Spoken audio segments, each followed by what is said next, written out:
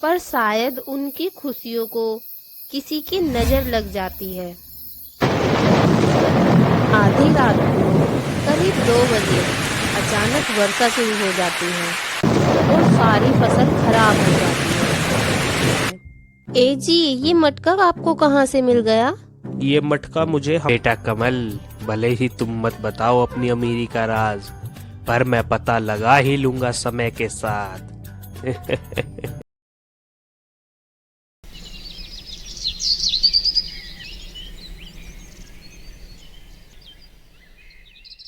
मणिपुर गांव में कमल नाम का मेहनती किसान रहता था। उसके परिवार में उसकी पत्नी पूजा और उसकी माँ सरोज थी। अपने परिवार का पालन पोषण करने के लिए वह अपनी जमीन पर ही खेती करता था। ए जी, आज खेत से आते समय बाजार से चीनी लेते आना, खत्म हो गई है। अरे पूजा, अभी तो फसल भी तैयार नहीं हुई है और पैसे भी नहीं है, चीनी कैसे लाऊंगा मैं? अरे बेटा, कोई बात नहीं, सेठ से उधार ले आना, फसल कटने पर चुका देना। माँ, तुम नहीं जानती उस सेठ को, बड़ा कंजूस है, एक सामान के पीछे मुझे 10 बातें सुनाएगा। कोई बात नहीं बेटा, तुम सुन लेना।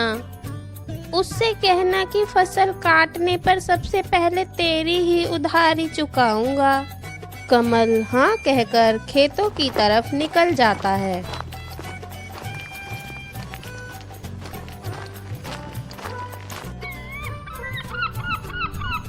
शाम को काम खत्म करके वह बाजार पहुंचता है।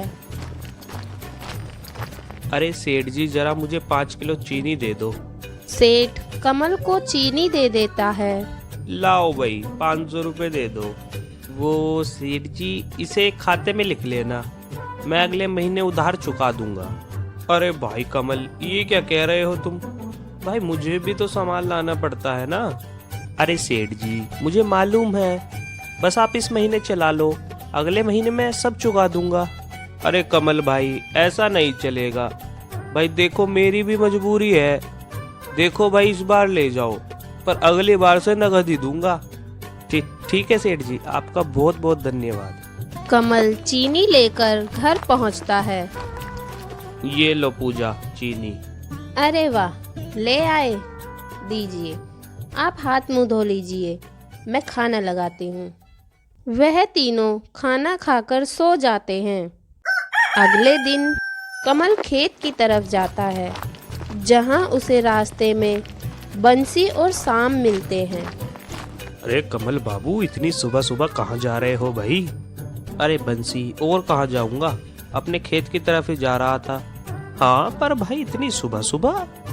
हाँ वो क्या है ना, आजकल कुछ बैल खेत में घुस जाते हैं और फसल खराब कर देते हैं। कल भी उन्हें भगा कर आया था और अब फसल तैयार होने वाली है तो ज़्यादा ख्याल रखना पड़ता है। बस यही देखने जा रहा था, कहीं फिर से तो नहीं आ गए वो। अच्छा, तो तुम खड़े क्यों हो, जाते क्यों नहीं? वाह, कमाल करते हो भाई, खुद ही रोकते हो और खुद ही सुनाते हो। तुम्हें तो मैं बाद में देखता हूँ, अभी जल्दी में हूँ। अरे जल्दी जाओ, कहीं वो बैल तुम्हारे खेत को रणभूमि ना बना दे। कमल खेत पहुंचकर देखता है कि कोई नुकसान नहीं हुआ है। चलो, भला हो भगवान का, कोई नुकसान नहीं हुआ। शाम को कमल घर आ जाता है। आ गए आप? हमारी फसल कैसी है? कोई नुकसान तो नहीं किया ना बैलों ने? नहीं नहीं पूजा, भगवान के आशीर्वाद से हमारी सारी फसल सही सलामत है। अब बस 1 हफ्ते की ही बात है, फसल की कटाई शुरू हो जाएगी और हम अपना उधार चुका पाएंगे। अच्छा चलिए, अब आप हाथ मुंह धो लीजिए, मैं तब तक खाना लगाती हूँ। कमल और पूजा दोनों खाना खाकर सो जाते हैं।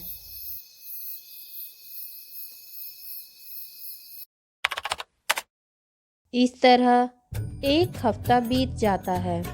पूजा, कल हमारी फसल कट जाएगी, जिसे बेचकर हम अपनी उधारी चुका पाएंगे। हाँ जी, और इस बार तो पहले से भी ज्यादा अच्छी फसल हुई है खेत में। अच्छा देखो, फसल बेचकर जो भी मुनाफा होगा सबका उधार चुकाकर हम फिर तुम्हारे लिए एक नई साड़ी भी लाएंगे। साड़ी? साड़ी की क्या जरूरत है जी? क्यों? जरूरत क्यों नहीं है भाई? यही साड़ी तुम कितने महीनों से पहन रही हो। नहीं, हम साड़ी तो जरूर लेंगे बस। अच्छा बाबा ठीक है, पर सबसे पहले हम अपने घर का राशन लेंगे, सबकी उधारी चुकाएंगे और फिर अगर पैसे बचे तो बाद में हम साड़ी लेंगे, ठीक है? ठीक है। यूं ही बात करते करते वह दोनों सो जाते हैं, पर शायद उनकी खुशियों को किसी की नजर लग जाती है।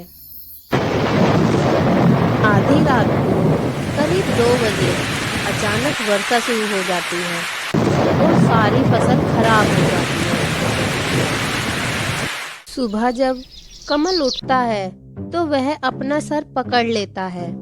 हे भगवान, ये क्या हो गया? ये अचानक वर्षा कहाँ से आ गई? सारी फसल तो खराब हो गई होगी। अब मैं क्या करूँगा? अपने परिवार का पेट कैसे पालूंगा और सबका उधार कैसे चुकाऊंगा? हे भगवान। ए जी, आप एक बार जाकर तो देखिए कितना नुकसान हुआ है। कमल खेतों की ओर जाता है। वह देखता है कि सारी फसल खराब हो चुकी है। वह जैसे ही खेत में कदम रखता है, उसे महसूस होता है कि कुछ उसके पैर के नीचे कोई धातु जैसी चीज है। वह मिट्टी हटाकर देखता है तो उसे वहाँ एक तांबे का मटका मिलता है। वह मटके को लेकर घर आ जाता है। ए जी, ये मटका आपको कहाँ से मिल गया? ये मटका मुझे हमारे खेत से मिला है। तभी मटके में कमल का गमछा गिर जाता है। कमल जैसे ही मटके में हाथ डालता है तो उसे 2 गमछे मिलते हैं। कमल यह देखकर हैरान होता है। पूजा, ये देखो, इस मटके ने एक गमछे को 2 गमछे में बदल दिया। मुझे तो लगता है यह कोई साधारण मटका नहीं है, बल्कि एक जादुई मटका है जिससे कोई भी चीज 2 गुनी हो जाती है।